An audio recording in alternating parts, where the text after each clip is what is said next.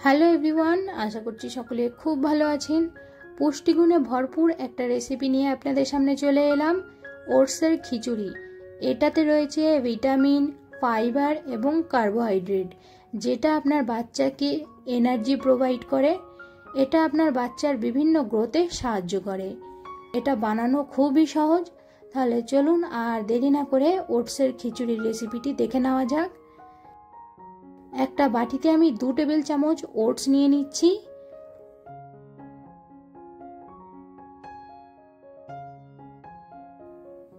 নিয়ে নিচ্ছি 1 টেবিল চামচ মুগ ডাল।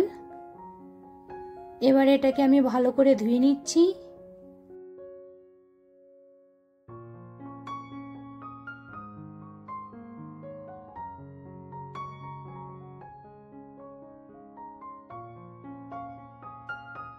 এবার একটা কড়াই গরম করে দিয়ে দিচ্ছি ঘি।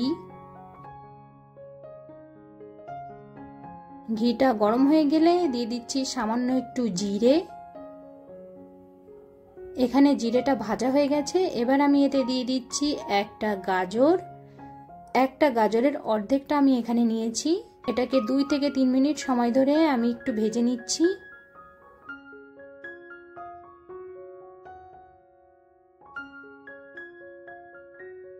এবার দিয়ে দিচ্ছি অর্ধেকটা টমেটো আর দিয়ে দিচ্ছি ধুয়ে রাখা ওটস আর ডাল।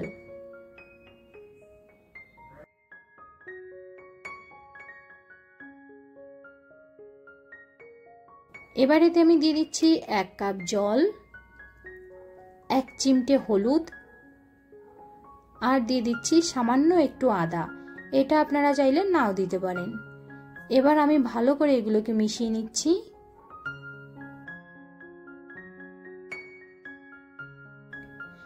এবার এটাকে আমি ঢেকে রান্না করে নেব যতক্ষণ না পর্যন্ত গাজর, টমেটো সবকিছু নরম হয়ে যাচ্ছে। এখানে 15 মিনিট পর দেখতেই পাচ্ছেন সবকিছু খুব ভালোভাবে নরম হয়ে গেছে। আপনারা চাইলে কিন্তু এই রান্নাটা প্রেসার কুকারেও করতে পারেন। এখান থেকে আমি টমেটোর খোসাগুলো তুলে ফেলছি এবং একটা হাতার সাহায্যে এভাবে ম্যাশ করে নিচ্ছি। আপনারা চাইলে ব্লেন্ডারেও ব্লেন্ড করে নিতে পারেন। আপনার বেবি যদি একদমই ছোট হয় তাহলে কিন্তু ব্লেন্ডারে ব্লেন্ড করে নেওয়াটাই ভালো।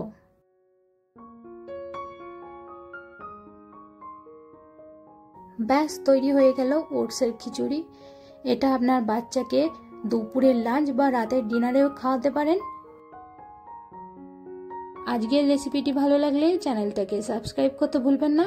দেখা হচ্ছে নেক্সট ভিডিওতে। সকলে ভালো থাকবেন, সুস্থ থাকবেন।